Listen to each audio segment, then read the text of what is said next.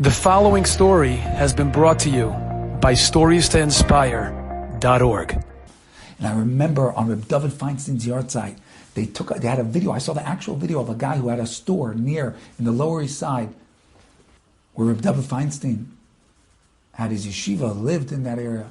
And this fellow had a store there where I think he was a shoe repair man. I tried to find the video, I couldn't find it. I think he was a shoe repair man. And he said he remembers when one day a store opened up on the same block, and it was somebody who did many, many different things. And one of the things he did was shoe repair, but he did many, many different things. Sold things. I think he was a shoe repair. And the fellow went running to Rabbi David Feinstein. And he said, "Rabbi, what should I do?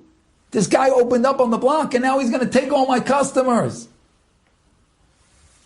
What should I do?" The fellow said he had gone over to the guy and asked him, "Maybe you could do all the things you do, but maybe just leave the shoes for me, because that's the only thing I have." And the fellow said, No, I'm doing it. So he went to Rabbi David Feinstein before he got into any fight. He said, "Now what should I do?"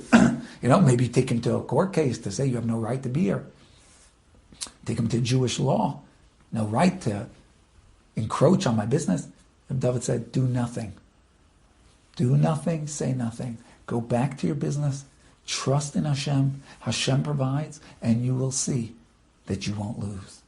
And the fellow said, I saw this on the video. He said, "It's exactly what I did. It's exactly what happened." He said, "Not only did I not lose customers, I gained customers. And after a period of time, the other store closed, and I'm still here. Hashem, can I please have more?" That's the only address we need to go to. That's the only thing. We don't want to do anything that's wrong. We don't want to steal chas v'shalom, and even things that seem rightfully ours. If we're going to have to do them in a way that's not proper, if we're going to have to say something we're not supposed to, or just be angry, or have the wrong character traits, distort our midos of honesty. Maybe it's honest, but it's not crystal clear honest. So then don't do it. What do we need to do that for? What do we need to sacrifice who we are for? A number of years ago, I got into a bad car accident. A drunk driver smashed into my van, and he totaled it. And there was a lawyer, an extremely skilled lawyer, who was helping me get claim from the insurance, the other fellow's insurance, a reimbursement for my van. And the fellow was extremely capable of getting a very generous reimbursement for anything that needed to be reimbursed. And so for the value of the van, he was getting them to give, its fullest possible value. And he said to me, So Rabbi, is anything hurting you?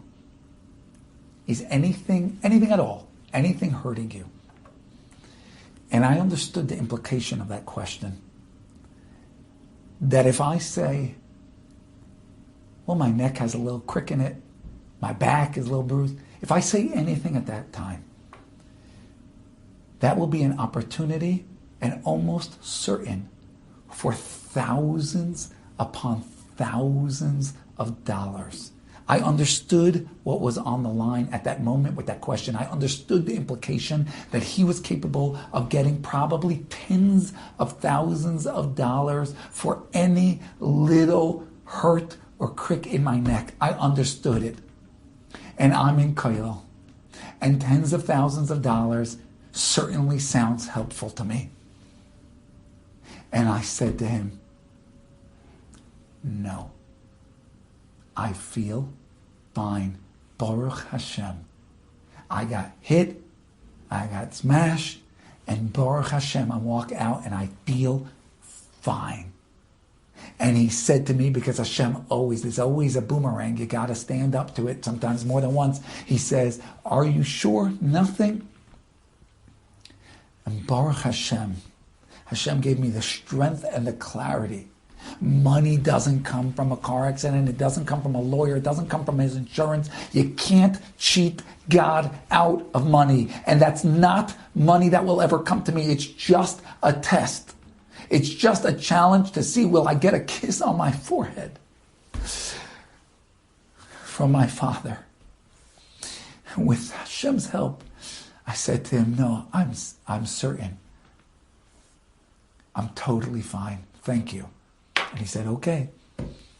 And I understood the implication of that, okay. Okay. And that's it. I got the money for my van to get a new van, and that was it. Baruch Hashem.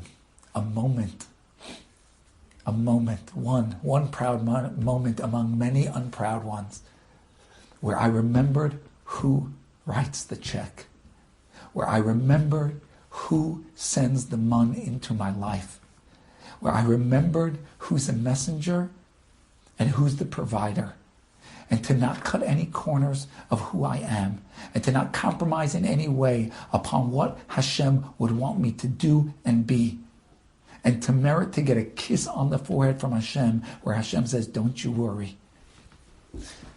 I have great things in store for you, and you don't need to get them that way.